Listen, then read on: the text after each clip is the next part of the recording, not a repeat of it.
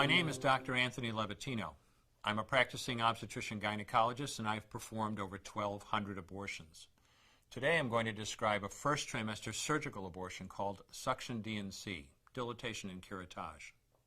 This is the most frequently performed abortion and is used typically from 5 to 13 weeks of pregnancy.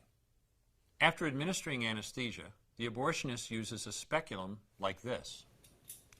This is placed inside the vagina and opened using this screw on the side, allowing the abortionist to see the cervix, the entrance to the uterus. The cervix acts as a gate that stays closed for the duration of pregnancy, protecting the baby until it is ready for birth.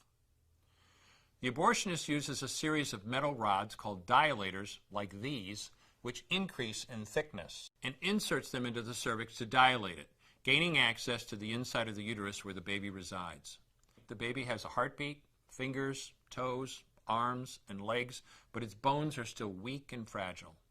The abortionist takes a suction catheter like this one. This is a 14 French suction catheter. It's clear plastic, about 9 inches long, and it has a hole through the center. It is inserted through the cervix into the uterus. The suction machine is then turned on with a force 10 to 20 times more powerful than your household vacuum cleaner. The baby is rapidly torn apart by the force of the suction and squeezed through this tubing down into the suction machine, followed by the placenta. Though the uterus is mostly emptied at this point, one of the risks of a suction D&C is incomplete abortion, essentially pieces of the baby or placenta left behind. This can lead to infection or bleeding. In an attempt to prevent this, the abortionist uses a curette to scrape a lining of the uterus. A curette is basically a long-handled curved blade. Once the uterus is empty, the speculum is removed and the abortion is complete.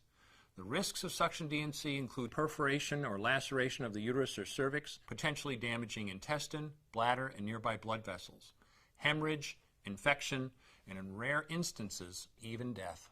Future pregnancies are also at a greater risk for loss or premature delivery due to abortion-related trauma and injury to the cervix. As I mentioned at the beginning, I'm Dr. Anthony Levatino, and in the early part of my career as an OBGYN, I performed over 1,200 abortions. One day, after completing one of those abortions, I looked at the remains of a preborn child whose life I had ended, and all I could see was someone's son or daughter. I came to realize that killing a baby at any stage of pregnancy for any reason is wrong. I want you to know today, no matter where you're at or what you've done, you can change. Make a decision today to protect the preborn. Thank you for your time. I will no longer do any more abortions. When you finally figure out that killing a baby that big for money is wrong, then it doesn't take you too long to figure out it doesn't matter if the baby is this big or this big or this big or maybe even this big. It's all the same. And I haven't done any since then, and I never will.